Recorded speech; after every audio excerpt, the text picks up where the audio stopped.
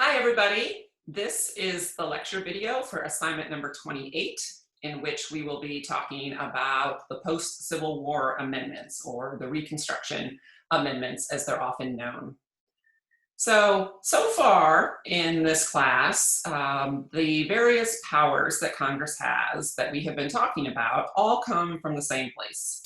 Things like their war powers, their powers under the Commerce Clause, their power to tax and spend, even the Necessary and Proper Clause, which helps them enact and fulfill their other powers that are found under Article 1, Section 8. But you may recall back when we talked about the Heart of Atlanta Motel case that I mentioned that there is another source of congressional power. And I asked you to sort of bookmark in your head the idea that there could be a conversation that Congress could potentially be able to enact certain kinds of laws, like anti-discrimination laws, pursuant to this other source of power rather than under their Commerce Clause powers. So that's the question we're going to be visiting today as we think about the Reconstruction Amendments, this other source or potential source of power for Congress.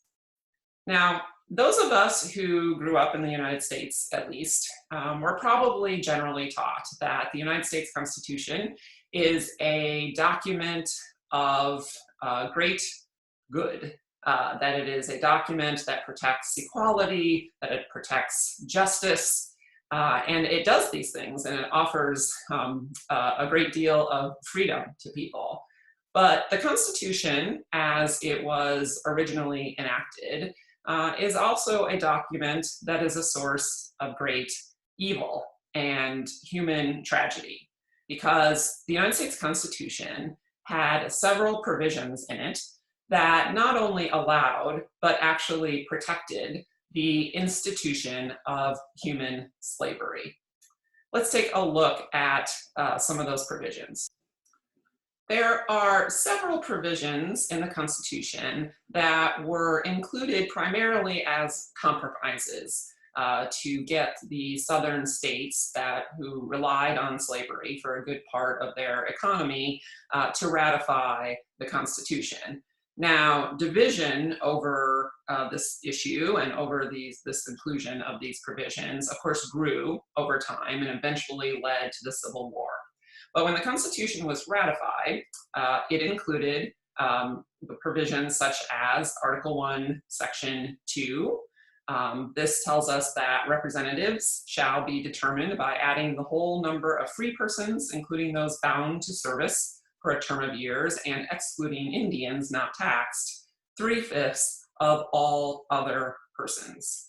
So this is the provision in the Constitution that, in essence, counted enslaved people as 3/5 of a full person for the purposes of allocating representation in Congress. There's also Article 1, Section 9, Clause 1, and this tells us that the migration or importation of such persons as any of the states now existing shall think proper to admit shall not be prohibited by the Congress prior to the year 1808. But a tax or duty may be imposed on such importation not exceeding $10 for each person, the full clause reads. So this, in essence, is the clause that says that this new federal government we are creating has no power to ban slavery, at least until the year 1808. We also have Article 4, Section 2, which says that no person held to service or labor in one state under the laws thereof, escaping into another, shall, in the consequence of any law or regulation therein, be discharged from the such service or labor, but shall be delivered up on claim of the party to whom such service or labor may be due. This provision mandated that even the free states, the states that did not allow slavery, weren't allowed to protect slaves that had escaped into their borders. And then we also have Article 5, which says that no amendment which may be made prior to the year 1808 shall in any manner affect the first and fourth clauses of the ninth section of the first article, the first two that we were talking about. And I've always found this particular provision to be really remarkable because there's no analog to it in any other part of the Constitution. Of all the important things that the Constitution was creating and protecting, our most basic civil rights and the Bill of Rights and the absolute structure of the federal government that was being created, I don't know of any others that get not one, but actually two, sort of a double layer of protection, because we first have the provision saying that this new federal government can't prohibit slavery, it can't declare slavery to be unlawful. And then we also have, just in case that wasn't enough protection for slavery, then we have this Article 5, which says that you also can't amend the Constitution before 1808 in order to potentially change this protection. So they were so concerned about protecting this that we have this double layer of constitutional protection. Eventually, of course, our country fought a civil war over the issue of slavery, as well as the rights of the states to be able to keep this institution. And after the Civil War, there were 3 new constitutional amendments that were ratified. And these amendments drastically changed, particularly the relationship between the federal government and the states. And in fact, much of what you think of today as constitutional law, what you think the Constitution does and what its importance is and what it protects, most likely arises out of the 14th Amendment and really wasn't a part of the Constitution until the 1860s when these amendments were ratified. So we talk about the issue of racial discrimination under the Equal Protection Clause, which is part of the 14th Amendment, in Conlaw 2, which I, again, hope you all take. But there's a lot of overlap here because structure and power. What is the structure? Who has the power to enact laws? And then the issue of individual rights are really interchangeable. Structure and power are rights. Rights are structure and power. So here in this class, we're talking about the division of power. We're talking about the structure that the Constitution sets up, but it really goes to the heart of this issue, these issues of civil rights and civil liberties. So let's talk about the 3 amendments. First, we have the 13th Amendment. It was adopted in 1865. And it has a primary clause, section 1, which prohibits both slavery and involuntary servitude. Now, this provision applies to both state government conduct as well as to private conduct. The 13th Amendment is really unique in this way, in that it's really the only way a private person or entity could potentially violate your constitutional rights. Otherwise, we have to have what we call a government actor or state action.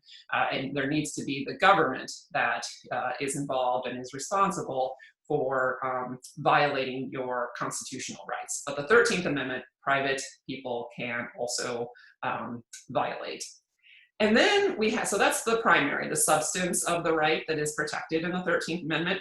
But there is also then section 2, which gives Congress the power to enforce the protection in section 1, enforce this article by what they call appropriate legislation. And following the end of the Civil War, we started to see a number of states in both the North and the South adopting what were known as black codes. These were legal restrictions on African Americans, on formerly enslaved people and their descendants from owning property entering into contracts, being able to vote.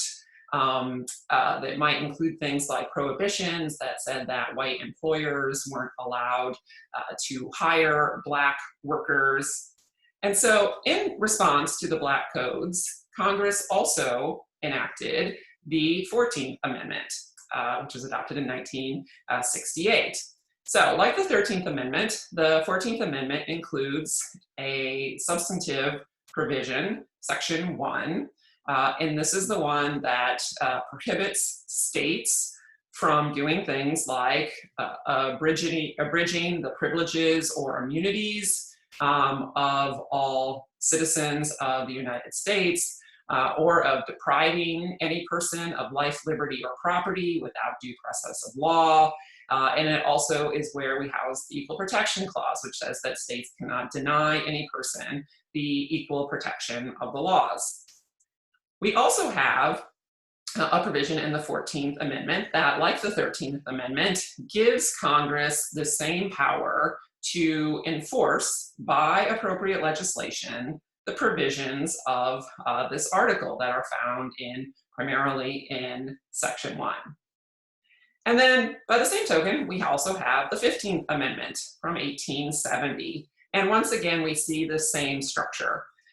We have the substance of the provision, and the 15th Amendment tells us that the right of citizens to vote shall not be denied or abridged by the United States or by any state on the account of race, color, or previous condition of servitude.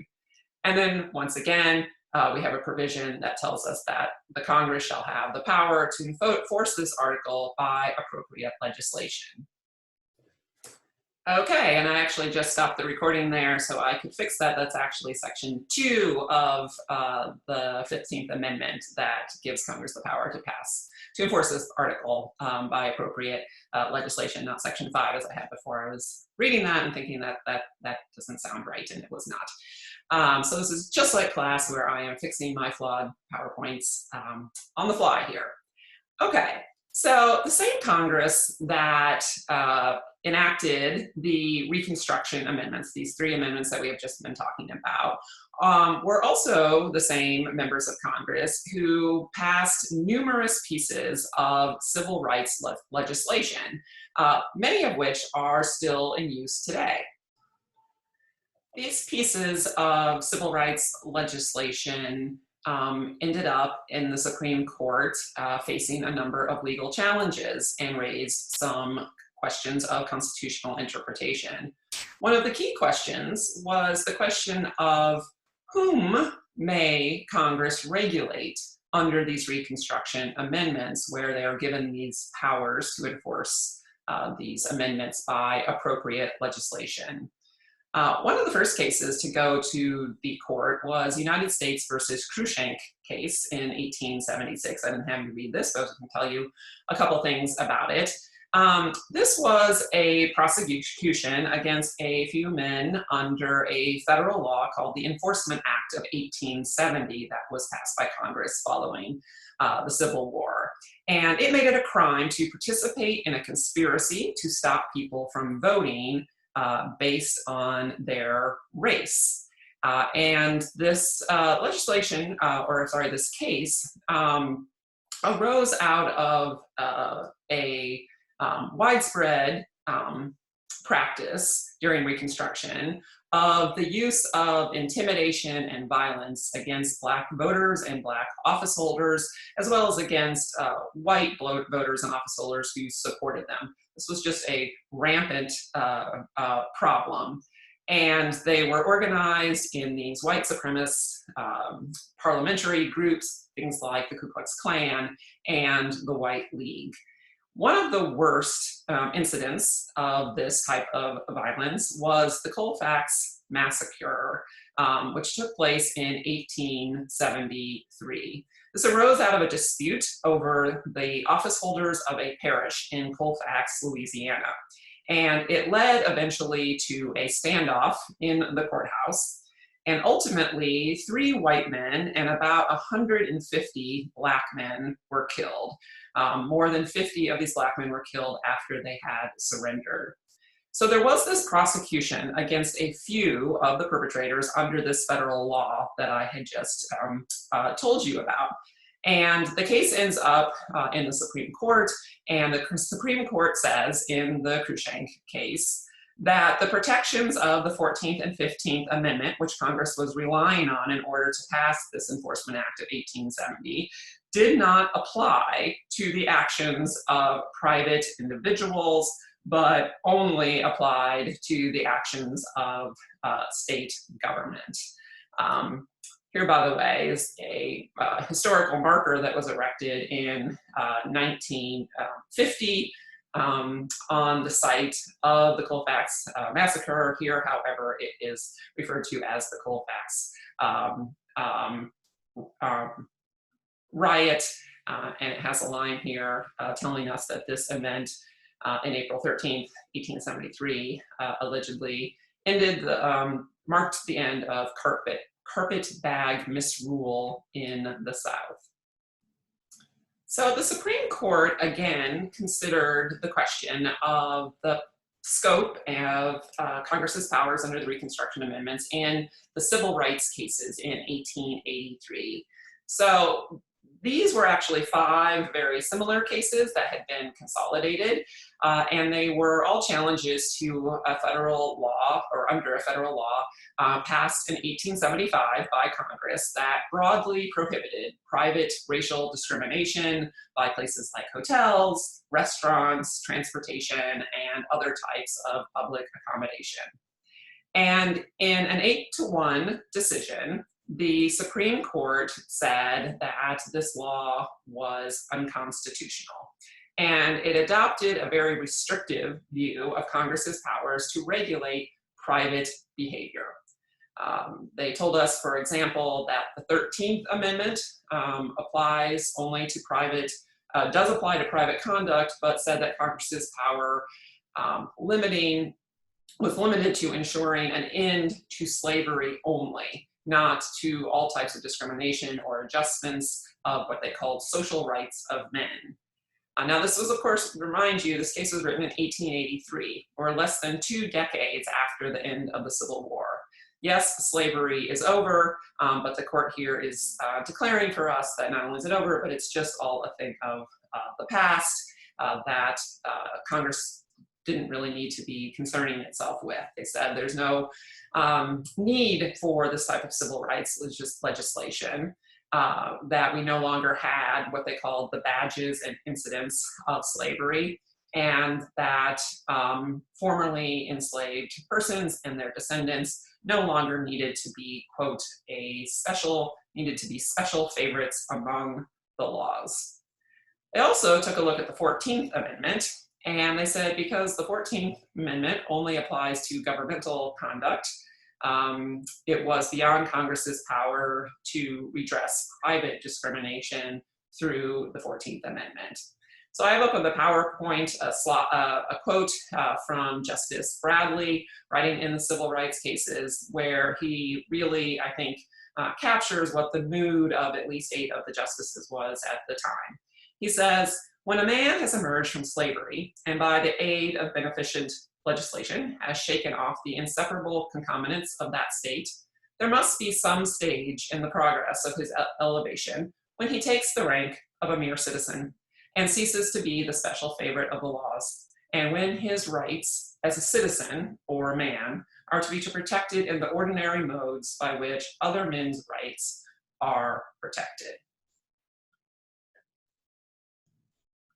Now, this quote can be compared to that from the sole dissenter, the first Justice Harlan, when he said that it is, I submit, scarcely just to say that the colored race has been the special favorite of the laws.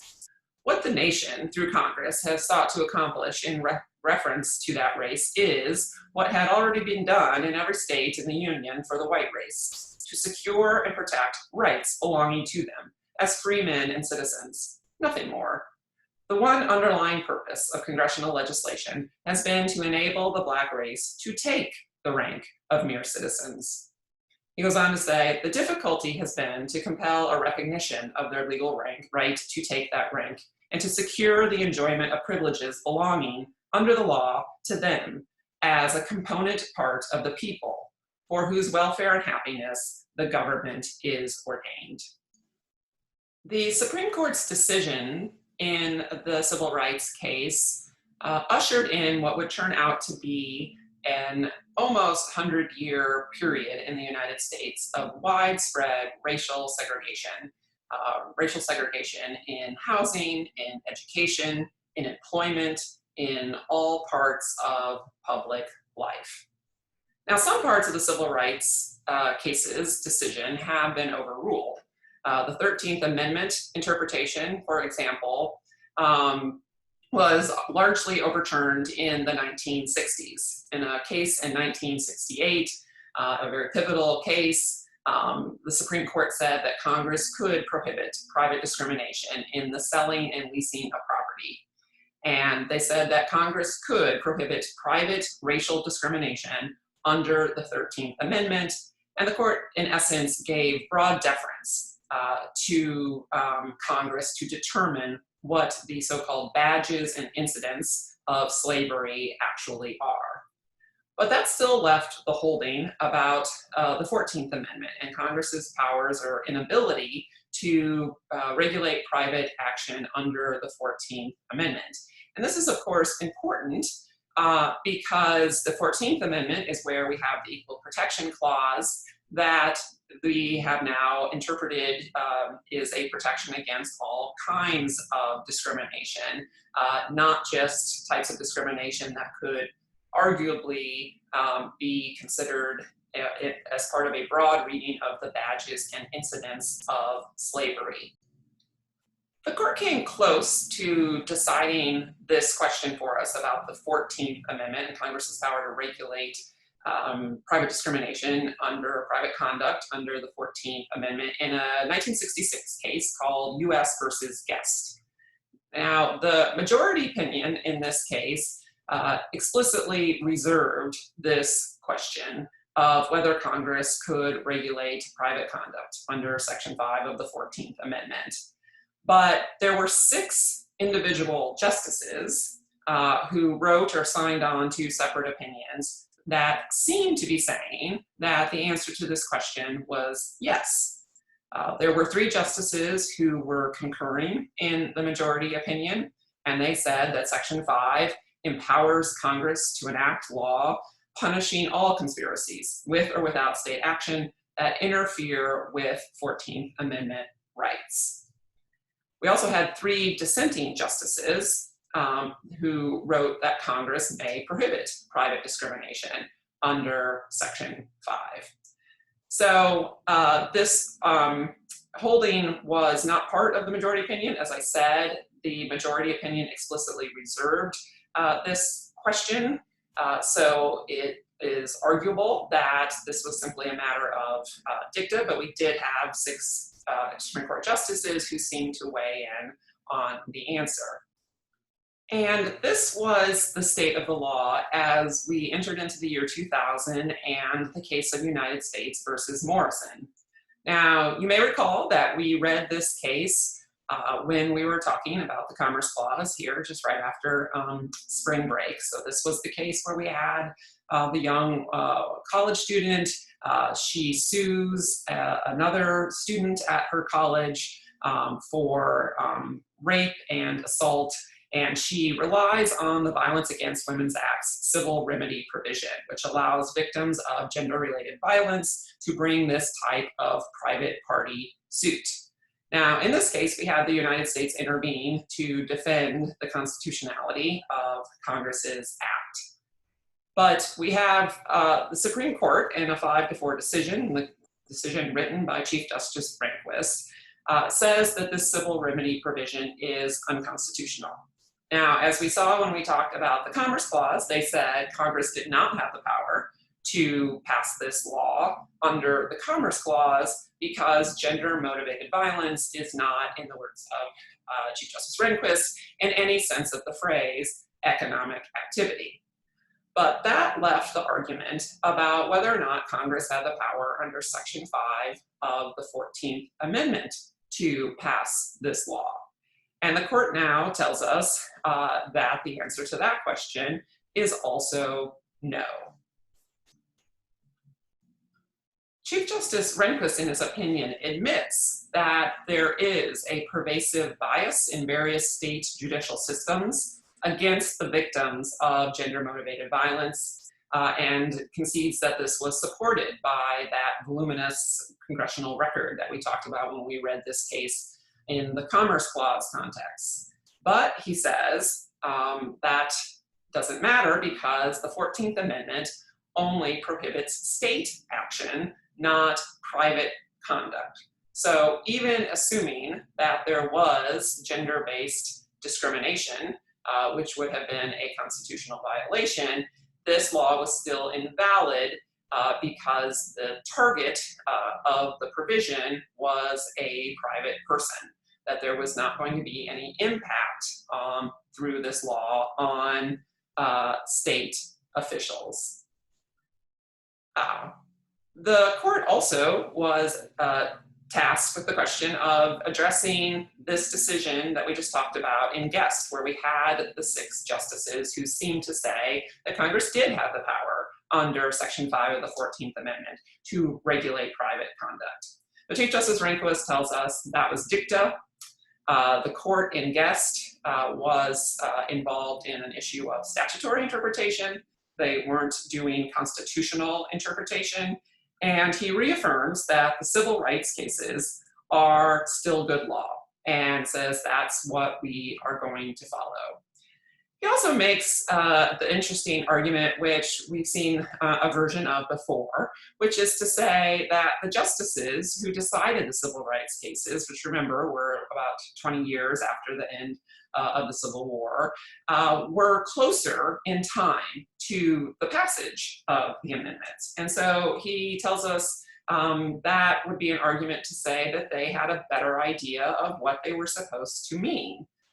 This is an argument I will definitely love to get your thoughts on if you find that persuasive, to say that the court should, when there's a question, maybe some ambiguity about how to interpret the Constitution, whether or not they should defer to the justices who had decided a question closer in time to when the amendments were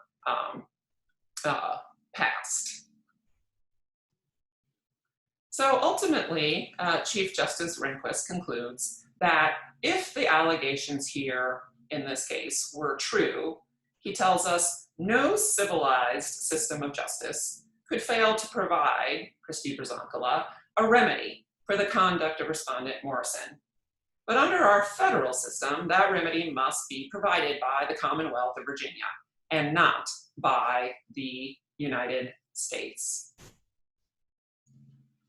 Justice Breyer is dissenting here, and he says that our precedent merely tells us that Congress can't, under Section 5 of the 14th Amendment, enact laws that are meant to remedy the conduct of private persons. But what he's telling us is that here, Congress was trying to provide a remedy for the conduct of the state. In particular for state executive and or judicial branches that were failing to protect women primarily from gender-motivated violence. That's the conduct that they are providing a remedy for. But the remedy that they deemed was appropriate, he says, was to allow this kind of civil lawsuit against the private individuals. So Justice Breyer says that the majority here is confusing Section 1 with Section 5. It is the state action in Section 1 that is triggering the clause. And then in Section 5, Congress is given the ability to come up with the means that it thinks is most appropriate as a way to remedy that state conduct in Section 1. And indeed, you might recall from the facts of this case that Christie Brzonkola had gone to both her school and to local law enforcement seeking a remedy against the rape by Morrison. And the school, you might remember, while initially finding him to the guilty of this eventually lifted any punishment. He was allowed to return to school, and local law enforcement officers failed to act. So for Justice Breyer, this is an example here that it was state conduct or state failure to act in protection against gender-motivated violence that was the problem. And that in response to actions like that, that they had decided that this kind of civil remedy to allow Christy Brzonkola to sue Morrison directly was the appropriate response. In addition to dealing with this question of whom the Congress might regulate under Section 5, they have also had some disagreement about the general scope of Congress's powers under Section 5 of the 14th Amendment. And there's really two primary views we have seen the court adopt. First, the first view is that Congress can use its power to, under Section 5, to expand the scope of rights and even to define perhaps the meaning of a constitutional provision, as long as they are never acting in a way that would dilute any rights. The other view of Congress's powers under Section 5 is that Congress may only provide remedies for rights that have been recognized by the courts, or to pass laws that would prevent violation of these rights. But Congress can't create new rights, and it can't expand the scope of these rights. We see an example of the court using this first view of Section 5 powers in the Katzenbach versus Morgan & Morgan case from 1966. So before this case, the Supreme Court had decided another case in 1959, the Lassiter case, which was a challenge to the state of South Carolina. It had put in some literacy requirement in order to vote. And in that case, the court had said that this literacy requirement was constitutional, that it didn't violate the Constitution. But then, 6 years later, in 1965, the federal government, Congress, enacted the Voting Rights Act. And one of those sections, Sections 4E, prohibited certain kinds of English literacy requirements, and it implied to New York for those who went to schools in Puerto Rico up to the 6th grade. So the question before the court in Katzenbach is whether, once the court said that it did not violate the Equal Protection Clause to have a English literacy requirement in order to vote, does Congress have the power under Section 5 of the 14th Amendment in enacting appropriate legislation? Does it have the power to pass a law contrary to that? And Justice Brennan is writing for the court here, and they uphold Section 5 or Section 4E of the Voting Rights Act. Justice Brennan says Congress has authority under Section 5 of the 14th Amendment as long as it's not doing anything to dilute anyone's rights. That kind of construction, they say, would confine the legislative power to the insignificant role of abrogating only those state laws that the judicial branch was prepared to adjudge unconstitutional. So Justice Brennan's majority opinion emphasizes the necessary and proper clause. And they say by including Section 5, the drafters of the 14th Amendment sought to grant Congress the same kind of broad power that they are given in the necessary and proper clause. He says Section 5 is a positive grant of legislative power, authorizing Congress to exercise its discretion in determining whether and what legislation is needed to secure the guarantees of the 14th Amendment. He says it is enough that we be able to perceive a basis upon which Congress might resolve the conflict as it did.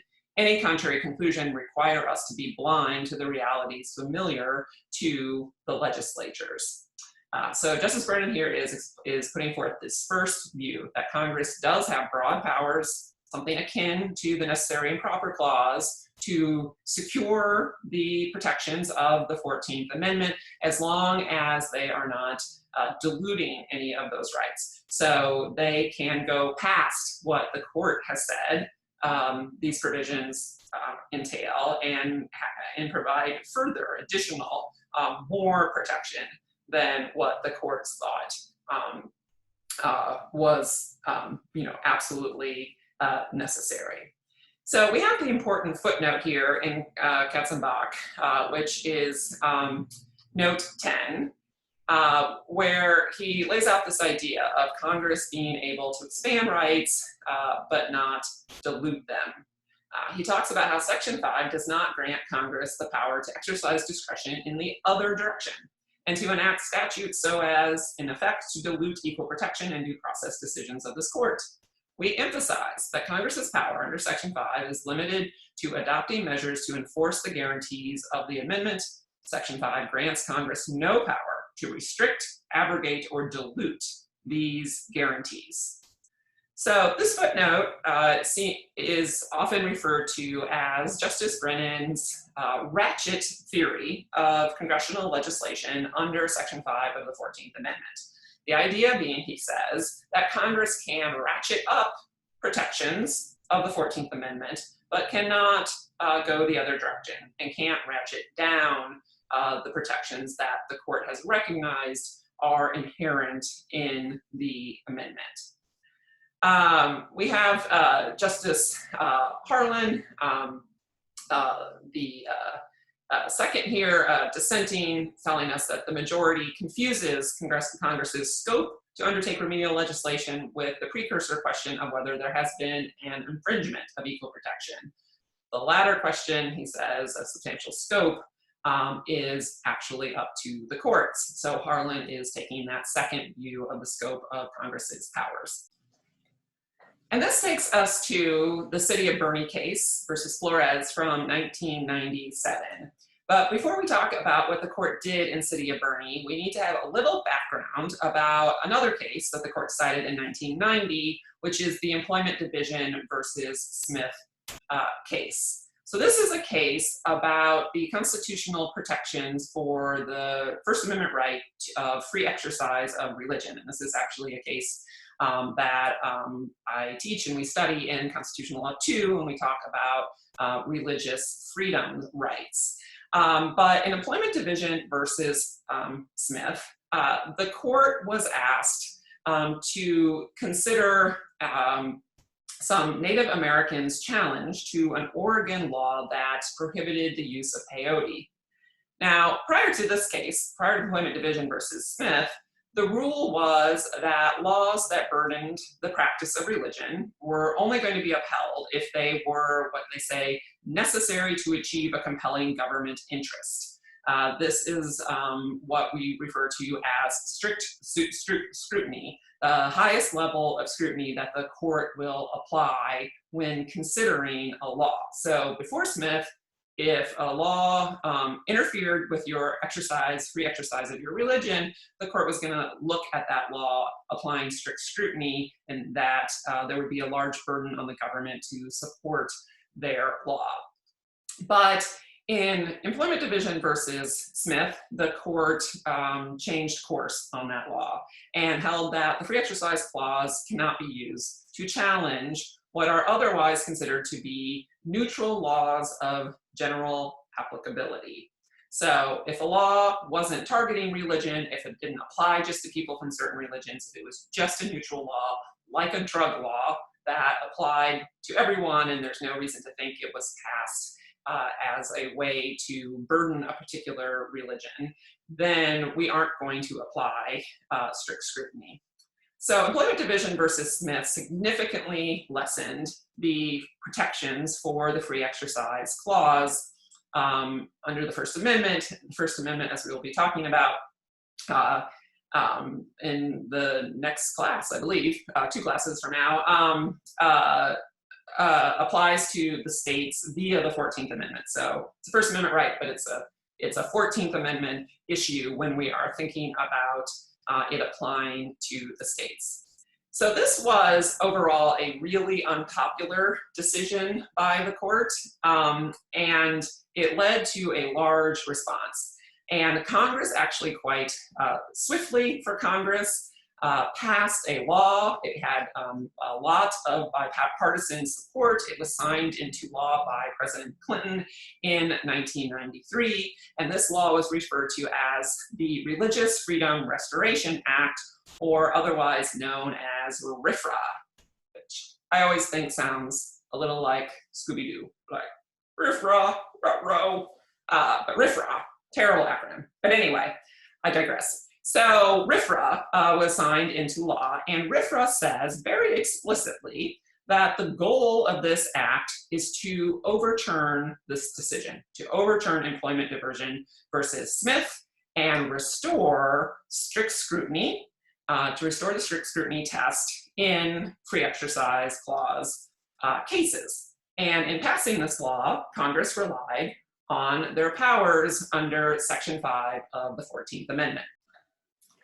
So this raised the question about whether or not Congress can do that. Does Congress have the power to basically overturn a decision of the court in terms of what it says, what kind of protection it says the Constitution requires for a particular constitutional right, and insert their own view, a view that arguably gives more protection to this particular right? So this question went to the court in 1997. This is the City of Boerne case that we read. And this involved a church in Texas that sues because there was a zoning law that applied to historical districts, and it prohibited the church from being able to add an expansion onto its church that it wished to do. So the lower court relies on RFRA and its overruling of Smith here.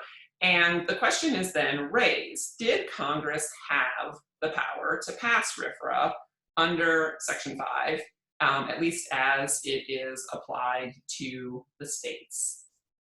And Justice Kennedy is writing the opinion of the court here. We have a 6-3 decision. And Justice Kennedy says, no, that this is unconstitutional. They did not have the power to do this, to pass RFRA as applied to the states under Section 5. He says that Section 5 gave Congress the power to enact laws that will enforce the 14th Amendment, but it doesn't give them the power to change the meaning of the 14th Amendment. He says that's what they were trying to do here. He says Congress can't expand the scope of rights. They can't create new rights. All they can do is provide remedies for rights that have been recognized by the courts. So to support this interpretation, Justice Kennedy relies on a few things. He relies on the text of Section 5 of the 14th Amendment, which gives Congress the power, quote, to enforce this provision. He also says that legislation, he argues, that is altering the provisions of the 14th Amendment are not enforcing them.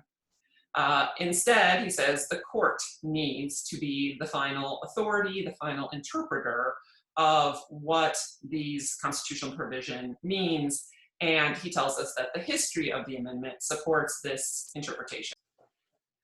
So we see the court here adopting this second view of the scope of Congress's Section 5 powers, that Congress can only provide remedies for rights that the courts have recognized. They can't create new rights or expand the scope of these rights. And so the court in City of Boerne says Congress is not enforcing something here. The court has said that the 14th Amendment does not include neutral, generally applicable laws that might burden religion. So what Congress is trying to do is a substantive change to the meaning of the rights protected by the 14th Amendment. They're not trying to just enforce a right that the court has recognized. And the court here is concerned that if we didn't interpret Section 5 of the 14th Amendment this way, then Congress would be able to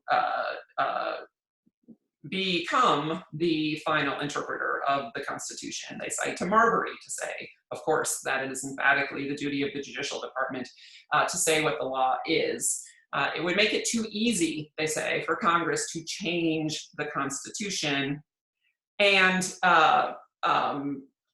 they're also, however, acknowledging that there can be some question between what is the line between measures that are remedying or preventing unconstitutional actions and measures that are making this kind of substantive change to the law.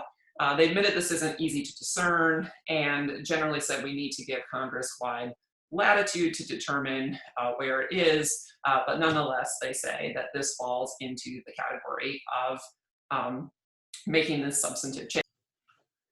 But the court does tell us that if we are trying to figure out when Congress is preventing or remedying a 14th Amendment violation, which it's allowed to do under Section 5, then we will check to see if the legislation is what Justice Kennedy calls proportionate and congruent to the problem that it is seeking to remedy.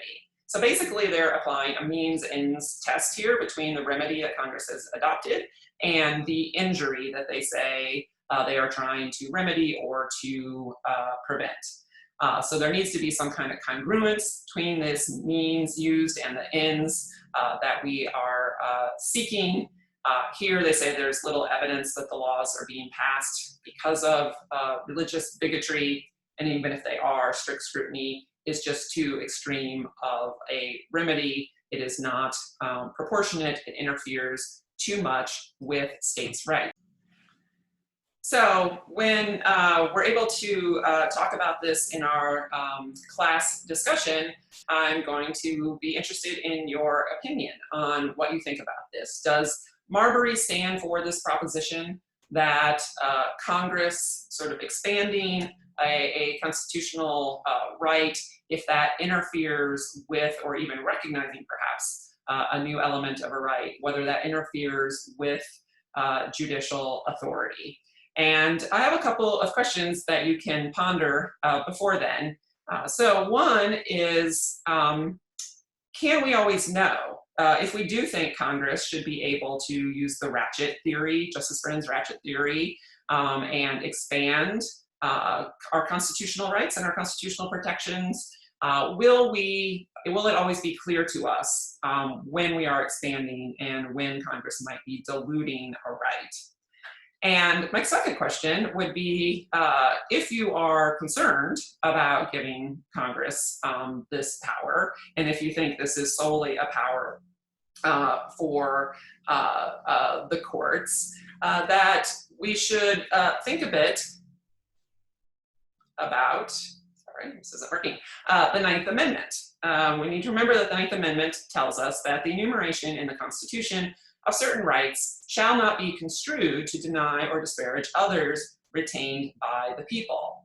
So this was the compromise position about whether to include a Bill of Rights or not, the concern being that having listed some would mean that we are excluding all others. So the Ninth Amendment was included to remind us we aren't doing that just because we have highlighted a few of our fundamental rights doesn't mean that there aren't others. But the real dilemma that is raised by the Ninth Amendment is if we do have then other rights other than the ones that are specifically listed for us in the Constitution, then who has the power or who should have the power to be able perhaps to tell us what those would be? Is that solely a power for the courts? And if so, how are they supposed to go about doing that? And we will be wrestling with this question when we talk about the issue of substantive due process and the rights of privacy in particular. Or should it be the elected branches of government? If, as has happened in the city of Boerne, we had the representatives of the people come together this bipartisan way and say, we want more protections. We want a higher level of protection for the exercise of our religious freedoms. Is that something the court should listen to? Or was it wrong of the court to sort of slap that down and say, no, we told you all the protection that you have and there is no more? Or should that belong with the political branches? So this takes us to the end of a discussion we've been having for a while now about the various effects that the Rehnquist court has had on this issue of federalism. you may remember that I mentioned to you that expanding the rights of the states or having this impact on our issues of federalism was likely the biggest impact that the Rehnquist court era had on constitutional law, because they did so in a number of different ways, most of which we have talked about. So during the Rehnquist court era, we saw them first narrow Congress's power under the Commerce Clause, right? This is Lopez and Morrison. We had been living in the post-New Deal world where Congress's powers under the Commerce Clause were extremely broad. Now we have this narrowing of those powers under the Commerce Clause. The Rehnquist court also revived the 10th Amendment as an independent limit on Congress's powers to regulate the states. So this is what we saw them do in the New York versus United States case about the radioactive waste, and in the Prince case about the Brady Handgun Firearm Act, where they said the 10th Amendment is not but a truism or a reminder to us, but actually it has this active power. It reserves certain kinds of integral traditional state activities solely for the states. So during the Rehnquist court era, we had this rise in 10th Amendment protection for the states. Then we also had the court seemingly narrow Congress's powers under Section 5 of the 14th Amendment. While after the court's opinion in United States versus Guest seemed to suggest that Congress could regulate private behavior under Section 5, the court came along in Morrison and said no, that was an incorrect reading. And then we also saw the court in the city of Boerne seemingly overturn the Brennan ratchet theory of Congress's powers under Section 5 of the 14th Amendment, and instead say that Congress doesn't have this power to expand rights. Now, we didn't talk about the fourth one, but I'll just mention it so you can get a fuller picture of everything that was going on during the Rehnquist court era, which is that during this time, we also had the court grant states much greater immunity from lawsuits. This is known as sovereign immunity, something you can learn about in Fed courts if you're interested in it, but it's the idea of the federal government passing laws that would allow people to sue the states. And the court said that states as sovereigns are immune from being sued from a number of different kinds of, in a number of different kinds of lawsuits. And that is it for the Reconstruction Amendments. I look forward to talking about all this with you in person. And in the meantime, then be well and stay safe.